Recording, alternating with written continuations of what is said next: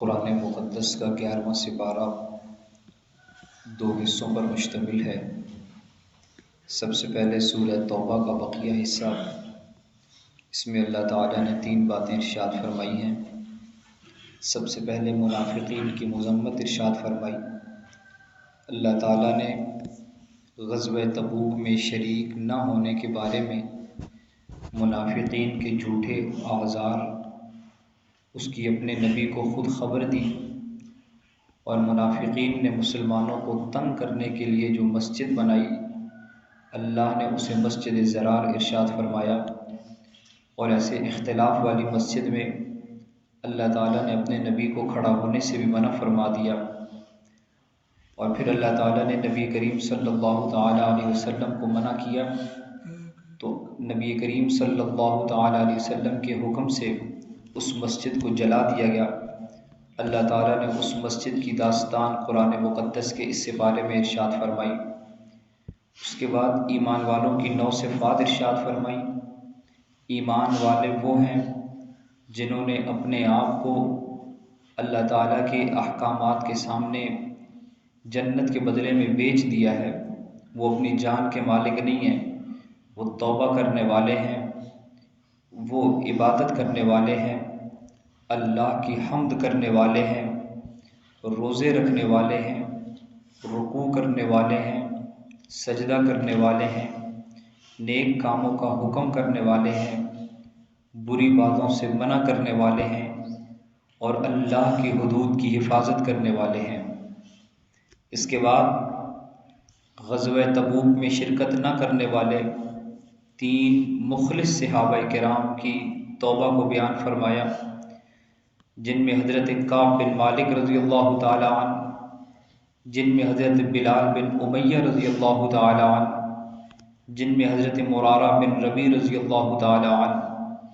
ان تینوں صحابہ کرام سے 50 دن کا بائیکاٹ کیا گیا، اور پھر ان کی سچی توبہ کی قبولیت کا اعلان اللہ تعالیٰ نے وحی کے ذریعے فرمایا۔ اس کے بعد سورہ یونس 11ویں سپارے سے شروع ہو رہی ہے، اور اس سورت کے بالکل آغاز میں اللہ تعالیٰ نے توحید کو بیان فرمایا۔ ارشاد فرمایا کہ لوگوں، تمہارا رزاق اللہ ہے، تمہارا مالک بھی اللہ ہے، تمہارا خالق بھی اللہ ہے، اور کائنات میں ہر قسم کی تدبیر کرنے والا بھی اللہ ہی ہے۔ اس کے بعد رسالت کو بیان فرمایا، اور اس کے ضمن میں حضرت نوح علیہ السلام، حضرت موسیٰ علیہ السلام، حضرت ہارون، حضرت یونس علیہ السلام کے قصے مذکور ہیں۔ اس کے بعد قیامت کو بیان فرمایا، اور بتایا کہ روز قیامت ساری انسانیت کو جمع کیا جائے گا۔ کفار کو اس بات کا یقین نہیں ہے، کل قیامت کا دن ہوگا تو انہیں اس کا یقین آئے گا۔ پھر اس کے بعد قرآن مقدس کی عظمت کو بیان فرمایا، اور ارشاد فرمایا کہ قرآن کی آیات بڑی دانائی کی باتیں ہیں، اور یہ کتاب بڑی دانائی کی کتاب ہے۔ پھر حضرت نوح علیہ السلام کا قصہ ارشاد فرمایا کہ حضرت نوح علیہ السلام نے اپنی قوم کو دعوت دی، قوم نے بات نہ مانی، چند لوگوں نے حضرت نوح علیہ السلام کی نبوت کو مانا، اور اللہ تعالیٰ کو معبود بنا کر اللہ کی عبادت کی۔ اللہ نے ماننے والوں کو نوح علیہ السلام کی کشتی میں محفوظ رکھا، اور ان کے علاوہ باقی ساری انسانیت کو جو نافرمان تھے پانی میں غرق کر دیا۔ پھر حضرت موسیٰ اور حضرت ہارون علیہ السلام کا واقعہ بیان فرمایا کہ حضرت موسیٰ اور حضرت ہارون علیہ السلام کو اللہ نے فرعون کی طرف بھیجا۔ فرعون اور اس کے سرداروں نے بات نہ مانی، بلکہ فرعون نے خدائی دعویٰ کیا۔ حضرت موسیٰ علیہ السلام کو جادوگر بتلایا، اور ان کے مقابلے میں اپنے جادوگروں کو لے کر آیا، اور جادوگر حضرت موسیٰ علیہ السلام پر ایمان لے آئے۔ پھر اللہ تعالیٰ نے حضرت موسیٰ اور حضرت ہارون علیہ السلام کو حکم دیا کہ اپنی قوم کے لیے مصر میں گھر بنائیں اور مسجدیں بنائیں، اور مسجدوں میں سب نماز ادا کریں۔ فرعون اور اس کے ماننے والے بنی اسرائیل کا پیچھا کرتے ہوئے سمندر میں غرق ہوئے، اور بنی اسرائیل کے لیے اللہ تعالیٰ نے سمندر میں راستے بنا دیے۔ حضرت موسیٰ علیہ السلام کا مقابلہ تو فرعون کے ساتھ تھا۔ آپ نے جو معجزات دکھائے وہ فرعون کے مقابلے میں تھے، لیکن فرعون نے ان کے مقابلے میں جن کو استعمال کیا وہ مصر کے جادوگر تھے۔ اللہ تعالیٰ نے جادوگروں کو ایمان کی توفیق عطا فرمائی ہے، اور فرعون کو ایمان کی توفیق نہیں دی۔ علماء نے اس میں یہ بات لکھی ہے کہ جادوگروں نے موسیٰ علیہ السلام کا احترام کرتے ہوئے صرف اتنا کہا تھا کہ اے موسیٰ، آپ اپنا جو معجزہ ہے وہ پہلے دکھائیں گے یا ہم اپنا کرتب پہلے دکھائیں؟ تو موسیٰ علیہ السلام نے کہا کہ تم اپنا جو جادو ہے وہ پہلے دکھاؤ۔ انہوں نے اپنی رسیاں ڈالی، موسیٰ علیہ السلام نے اللہ کے حکم سے اس کے بعد اپنا عصا رکھا، وہ سانپ بنا اور ان کی تمام رسیوں کو نگل گیا۔ تو چونکہ انہوں نے اللہ کے نبی کا احترام کیا، اللہ تعالیٰ نے اس جذبے کی اتنی لاج رکھی کہ جب ایمان کی نعمت عطا کرنے کا ارادہ فرمایا تو بجائے اس کے کہ جس کے مقابلے میں اللہ کے نبی آئے تھے اسے نعمت نہیں دی، بلکہ جن کو استعمال کیا، جو ذریعہ بنے، جو سبب بنے، اللہ تعالیٰ نے تمام جادوگروں کو ایمان کی توفیق دے کر موسیٰ علیہ السلام کی صحابیت کا درجہ دے دیا۔ پھر اس کے بعد حضرت یونس علیہ السلام کا ذکر ہے، اور انہی کے نام پر اس سورت کا نام سورہ یونس رکھا گیا۔ حضرت یونس علیہ السلام کا نام قرآن مقدس میں 4 جگہ پر سورہ نساء، سورہ انعام، سورہ یونس اور سورہ صافات میں ہے۔ صراحتاً سورہ یونس میں یہ بیان ہے، اور 2 جگہ سورہ یونس اور سورہ قلم میں بھی اللہ تعالیٰ نے ان کا ذکر مچھلی والا، صاحب الحوت اور ذنون کی صفت کے ساتھ فرمایا ہے۔ حضرت یونس علیہ السلام کے واقعے کے 2 رخ، ایک ان کا مچھلی کے پیٹ میں جانا، اس کا تفصیلی ذکر اللہ نے سورہ صافات میں فرمایا، اور دوسرا ان کی قوم کا اپنے نبی کی غیر موجودگی میں توبہ کرنا اور استغفار کرنا۔ سورہ یونس میں اللہ تعالیٰ نے اس طرف اشارہ فرمایا ہے۔ اس کائنات میں جتنی بھی اقوام عالم آئی ہیں، کوئی قوم ایسی نہیں ہے کہ جس قوم پر اللہ تعالیٰ کے عذاب کے آثار آئے ہوں اور پھر اللہ تعالیٰ نے آئے ہوئے آثار اٹھا لیے ہوں۔ ایسا نہیں ہوا۔ جب اللہ ناراض ہوئے، اللہ نے عذاب کا ارادہ کیا، کسی قوم کو تباہ کرنے کا ارادہ فرمایا تو پھر اسے صفحہ ہستی سے مٹا دیا۔ ہاں، ایک قوم ایسی آئی ہے کہ جب اللہ نے ان پر عذاب کا ارادہ کیا اور عذاب کے آثار آ گئے اور بادل آ گئے انہیں تباہ و برباد کرنے کے لیے، اور جب پوری قوم نے دیکھا کہ اب تو ہم غرق ہونے والے ہیں، تو وہ ساری قوم بستی سے باہر نکل آئی، اپنے جانوروں کو، اپنے بوڑھوں کو، اپنے بچوں کو، اپنے معذوروں کو لے آئی، انہیں آگے کر کے پیچھے کھڑے ہوئے اور اللہ تعالیٰ سے سچی توبہ کرنے لگے، گڑ گڑا کر معافیاں مانگنے لگے۔ یہ وہ قوم تھی کہ جس قوم کے اندر سے ان کے نبی حضرت یونس علیہ السلام نکل چکے تھے، ان سے ناراض ہو کر چلے گئے تھے، لیکن انہوں نے سچی توبہ کی ہے۔ عرش والے کو ان کی توبہ پر اتنا پیار آیا کہ آئے ہوئے عذاب کو اٹھا کر اللہ تعالیٰ نے اس قوم کو معاف کیا اور اس قوم کو اس قابل بنایا کہ وہ اپنے نبی کی اتباع کرنے لگے۔ اور حضرت یونس علیہ السلام جب اپنی قوم کے ایمان سے مایوس ہوئے اور اللہ کے عذاب کا آنے کا یقین انہیں ہوا، تو پھر نینوا کی سرزمین کو چھوڑ کر چلے گئے۔ آگے جانے کے لیے جب وہ کشتی میں سوار ہوئے تو سمندر میں طغیانی کی وجہ سے کشتی ڈوبنے لگی۔ حضرت یونس علیہ السلام نے سمندر میں چھلانگ لگا دی۔ اللہ تعالیٰ نے ایک بڑی مچھلی کو حکم دیا کہ میرا نبی، میری امانت آ رہی ہے، میری امانت کو اپنی آغوش میں لے لے۔ مچھلی نے حضرت یونس علیہ السلام کو اپنے پیٹ میں بالکل صحیح سالم اور زندہ رکھا۔ چند روز کے بعد مچھلی نے انہیں ساحل پر اگل دیا۔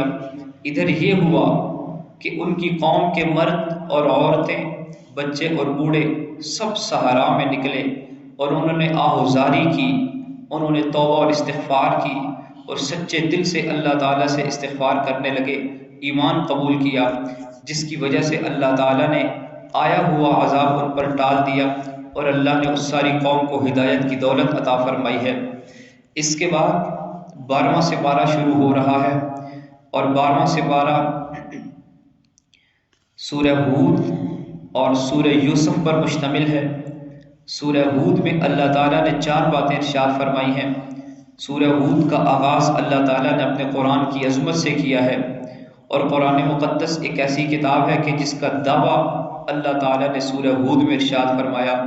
کائنات میں کوئی رائٹر کوئی بک لکھے تو اس بک کا کوئی دعویٰ ہوتا ہے کہ جس دعوے پر اس پوری بک میں دلائل دیے جاتے ہیں، اللہ تعالیٰ نے قرآن مقدس کا دعویٰ سورہ ہود میں ارشاد فرمایا، اور پھر اس دعوے پر کبھی نقلی اور کبھی عقلی دلائل، کبھی قوموں کے واقعات ارشاد فرمائے۔ سب سے پہلے قرآن کی عظمت کو بیان کیا، فرمایا کہ قرآن اپنی آیات، اپنے معانی اور اپنے مضامین کے اعتبار سے بڑی محکم کتاب ہے، اور قرآن میں کسی بھی اعتبار سے فساد اور خلل نہیں آ سکتا، اور نہ ہی قرآن میں کوئی تعارض ہے یا تناقض ہے۔ قرآن کے محکم ہونے کی سب سے بڑی وجہ یہ ہے کہ اس کی تفصیل اور اس کی تشریح اس ذات نے کی ہے جو حکیم بھی ہے، جو خبیر بھی ہے، اور اس کا ہر حکم کسی نہ کسی حکمت پر مبنی ہے، اور اسے انسان کے ماضی، حال، مستقبل اور انسان کی نفسیات اور کمزوریوں اور عالم انسانیت کی ضروریات کا بخوبی علم ہے۔ قرآن کریم کے منکرین کو اللہ نے اس صورت میں واضح انداز میں چیلنج دیا کہ اگر واقعی قرآن انسانی کاوش ہے جیسا کہ تمہارا یہ دعویٰ ہے، تو تم بھی قرآن جیسی کوئی 10 صورتیں بنا کر لے آؤ۔ پھر اس کے بعد توحید اور دلائل توحید بیان فرمایا کہ ساری مخلوق کو رزق دینے والا اللہ، خواہ وہ مخلوق عالم انسانیت ہو یا جنات ہوں، چوپائے ہوں یا پرندے ہوں، پانی میں رہنے والی مچھلیاں ہوں یا زمین پر رینگنے والے کیڑے مکوڑے، آسمانوں کو اللہ نے بنایا، زمین کو بھی اللہ ہی نے پیدا کیا، اور سب کا رزاق بھی اللہ ہی ہے۔ پھر اس کے بعد رسالت اور اس کے اثبات کے لیے اللہ نے 7 انبیاء کرام کے واقعات اور ان کی قوموں کی ہلاکت کو بیان فرمایا۔ ان میں سب سے پہلے حضرت نوح علیہ السلام، ان کی قوم ایمان نہیں لائی سوائے چند لوگوں کے، انہوں نے اللہ کے حکم سے کشتی بنائی، ایمان والے محفوظ رہے، باقی سب غرق ہو گئے۔ اور واضح انداز میں سورہ ہود میں اللہ نے بتایا کہ حضرت نوح علیہ السلام اللہ کے نبی ہیں، لیکن ان کا بیٹا ان پر ایمان نہیں لایا، تو ان کا بیٹا ان کی آنکھوں کے سامنے غرق ہوا۔ پھر اس کے بعد حضرت ہود علیہ السلام کا واقعہ، ان کی قوم میں سے جو ایمان لائے وہ کامیاب ہوئے، جو ایمان نہیں لائے وہ باقی سب ناکام ہوئے اور اللہ تعالیٰ کے عذاب کا شکار ہوئے۔ حضرت صالح علیہ السلام کا واقعہ، ان کی قوم کی فرمائش پر اللہ نے پہاڑ میں سے زندہ اونٹنی کو وجود عطا کیا، لیکن قوم نے اسے مار ڈالا، ان پر بھی اللہ تعالیٰ کا عذاب نازل ہوا۔ حضرت ابراہیم علیہ السلام کا واقعہ کہ ان کی بیوی کو اللہ نے بڑھاپے کی حالت میں حضرت اسحاق علیہ السلام جیسے بیٹے کی نعمت عطا فرمائی، اور پھر حضرت اسحاق سے حضرت یعقوب علیہ السلام کی نعمت عطا فرمائی۔ حضرت لوط علیہ السلام کا واقعہ، ان کی قوم کے لوگ بدکار تھے، عورتوں کی بجائے لڑکوں کی طرف مائل ہوتے تھے۔ کچھ فرشتے خوبصورت جوانوں کی شکل میں حضرت لوط علیہ السلام کے پاس آئے، ان کی قوم کے بدکار لوگ بھی وہاں پہنچ گئے۔ حضرت لوط علیہ السلام نے انہیں سمجھایا کہ لڑکیوں سے شادی کرو، لیکن وہ نہ مانے تو اللہ کے عذاب کا کوڑا ان پر برسا، اور اللہ تعالیٰ نے اس بستی کو زمین سے اٹھایا، اور پھر آسمانوں سے اس پوری بستی کو زندہ الٹ دیا، اور پھر آسمانوں سے پتھروں کا عذاب ان پر نازل کیا، اور ہر شخص کا نام اس پتھر پر لکھ کر آسمان سے اس پتھر کو ان پر برسایا، اور انہیں صفحہ ہستی سے مٹا کر نشان عبرت بنا دیا۔ پھر حضرت شعیب علیہ السلام کی قوم، ان کی قوم ناپ تول میں کمی کرنے لگی، جنہوں نے اللہ کے نبی کی بات مانی وہ بچ گئے، اور جو نافرمان ہوئے ان پر چیخ کا عذاب آیا، اور اللہ نے ساری قوم کو صفحہ ہستی سے مٹایا۔ پھر حضرت موسیٰ علیہ السلام کا واقعہ کہ فرعون نے ان کی بات نہیں مانی، اللہ نے اسے اور اس کے ماننے والوں کو ناکام کیا اور تباہ و برباد کیا۔ یہ تمام واقعات اس صورت میں ارشاد فرمائے۔ ان واقعات میں ایک طرف تو عقل، فہم اور سمع اور بصر والوں کے لیے بے پناہ عبرتیں اور نصیحتیں، اور دوسری طرف نبی کریم صلی اللہ علیہ وسلم اور مخلص اہل ایمان کے لیے تسلی اور ثابت قدمی کا سامان اور سبق ہے۔ اس لیے یہ واقعات بیان کرتے ہوئے آپ صلی اللہ علیہ وسلم کو استقامت کا حکم دیا گیا، جو کہ حقیقت میں پوری امت کو حکم ہے۔ استقامت کوئی آسان چیز نہیں ہے، بلکہ انتہائی مشکل صفت ہے جو اللہ کے مخصوص بندوں کو حاصل ہوتی ہے۔ استقامت کا مطلب یہ ہے کہ پوری زندگی اللہ تعالیٰ کی تعلیمات پر گزاری جائے کہ جن پر اللہ نے گزارنے کا حکم ارشاد فرمایا۔ پھر اس صورت کے آخر میں قیامت کا تذکرہ۔ روز قیامت انسانوں کی دو قسمیں ہوں گی، کچھ لوگ بدبخت ہوں گے، کچھ لوگ نیک بخت ہوں گے۔ بدبختوں کے لیے ہولناک عذاب ہوگا جب تک اللہ چاہیں گے، حالت کفر پر مرنے والے ہمیشہ کے لیے جہنم میں رہیں گے۔ نیک بختوں کے لیے اللہ نے جنت کا سامان تیار کر کے رکھا ہے اور بے پناہ نعمتیں تیار کر کے رکھی ہیں۔ اس طرح یہ سورہ ہود مکمل ہو رہی ہے، اور رحمت عالم صلی اللہ تعالیٰ علیہ وسلم نے فرمایا کہ سورہ ہود نے مجھے بوڑھا کر دیا۔ سورہ ہود میں ان تمام اقوام عالم کی تباہی اور بربادی کا تذکرہ ہے، اور سورہ ہود اپنے اندر بہت سے نشان عبرت سمیٹے ہوئے ہے۔ اس لیے سورہ ہود کا بڑی بصیرت کے ساتھ مطالعہ کرنا اپنے آپ کو صراط مستقیم پر قائم رکھنے کے لیے ضروری ہے۔ اللہ تعالیٰ سمجھنے اور عمل کرنے کی توفیق عطا فرمائے۔ وآخر دعوانا